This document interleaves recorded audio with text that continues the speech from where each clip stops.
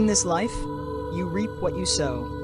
Never forget, karma spares no one. Jack drove across the Han River Bridge in his sleek black Mercedes, the engine humming beneath him like a purring beast. The wind rushed past as the morning sunlight shimmered off the water below.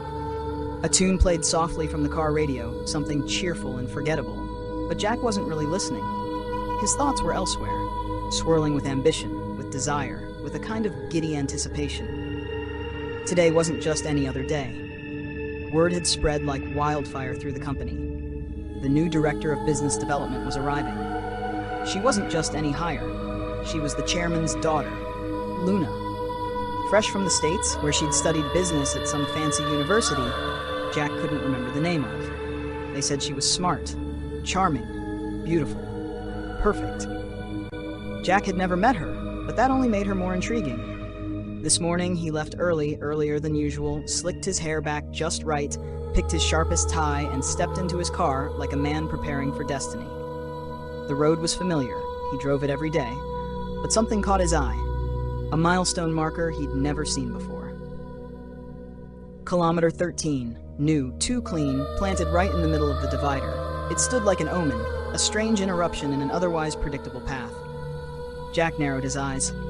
"What the hell is that doing here?" he muttered, half laughing.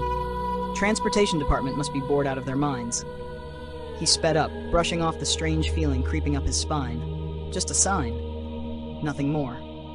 By the time he pulled into the company gates, he had shaken it off completely.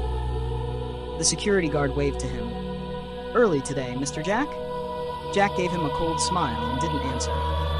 He never liked the way the man tried to be friendly, that fake warmth, that forced familiarity. What made him think someone like Jack would waste time chatting with a security guard? Jack wasn't just an employee. He was the HR director, the chairman's right hand. He walked through the lobby like he owned the place, and maybe, in his own mind, he already did. In the boardroom, others were already waiting. But Jack didn't worry. Not yet. The chairman wasn't there, which meant he wasn't late. He sat down at his usual spot to power far from irrelevance, and waited. Then she walked in. Luna. She didn't need an introduction. Her presence spoke before her name ever left the chairman's mouth. She was radiant, tall, poised, her skin luminous, her face serene. The entire room went quiet. Every breath was held, every eye locked on her. But Jack stared longer than the rest. His gaze lingered, calculating. She was even more stunning than the rumors had claimed, and when their eyes met just for a second, he saw something flicker in hers. Curiosity, shyness, maybe even interest.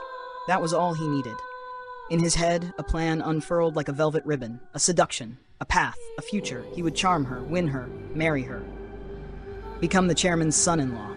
He could already see it. The wealth, the power, the legacy, all within reach. She wouldn't even know what hit her. That afternoon, he received a call. "Jack, it's Uncle David," came the chairman's voice on the line. "Are you free for lunch?" Jack's heart leapt. His voice turned soft, eager. "Of course, Uncle. I'll be right there." He picked them up at the gate, chairman and daughter, and when Luna smiled at him gently, knowingly, he felt a thrill in his chest. This would be easy. Lunch was pleasant, familiar. The chairman treated him like family, and Luna laughed at all his jokes. She looked at him like he was someone important. He drove her home after. Then she asked to join him on a business meeting. In the car, he turned on his charm, weaving stories, making her laugh. He asked the question casually, like it didn't matter. "So, Luna, do you have a boyfriend?" She turned pink, smiled. "No, I don't." "That's such a weird question, Jack." But she smiled, and didn't look away. He asked for her business card. She gave it without hesitation. His fingers brushed hers. She didn't pull away. And just like that, he had her number. It didn't take long. They went on a date, then another, then another. He chose horror movies. Luna hated them, but she clung to him, and he didn't mind holding her. Eventually, she fell in love, madly, hopelessly. She gave herself to him, body, heart, and soul. In the backseat of his car, one drunken night, she gave him everything, and he took it. But he didn't love her, not really. She was a pawn, a step on the ladder. And while she dreamed of futures together, he was dreaming of dollar signs. Then came me, a cafe waitress, beautiful in a different way, simpler, softer.